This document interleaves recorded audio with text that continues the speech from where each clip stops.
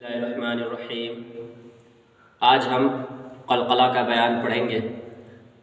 حروف قلقلہ 5 ہے، قاف، طا، با، جیم، دال، اور ان کا مجموعہ قطب جدن یاد کرنے میں آسانی کے لیے 5 حرف اس میں آ گئے، اس کو مجموعہ کہتے ہیں۔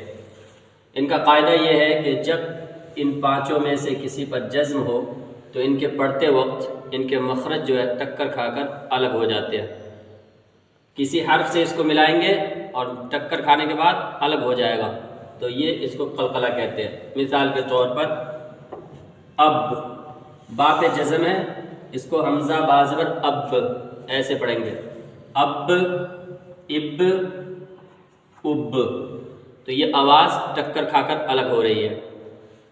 بج، بج، بج، صد، صد، سد، قط، قط، قط، جق، جق، جق، تو یہ قلقلہ یعنی جب آواز ملتی ہے اور مل کے آواز ٹکر کھا کر الگ ہوتی ہے، اس کو کہتے ہیں قلقلہ۔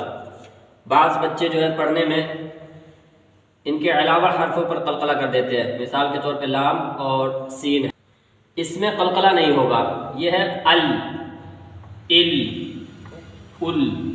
یہاں ایسا لگ رہا ہے جیسے آواز جا کر ٹکرائی اور چپکی رہ گئی، الگ نہیں ہوئی، ٹکر کھا کر اسی کے ساتھ چپکی رہ گئی، تو اس میں قلقلہ نہیں ہوگا۔ سین میں بھی نہیں ہوگا، رس، رس، رس۔ قلقلہ صرف ان 5 حرفوں میں ہوگا، اور وہ بھی جب کہ ان پر جزم ہو، جیسا کہ یہاں بتا دیا، اب، بج، صد، قط، جق، اسی کو قلقلہ کہتے ہیں۔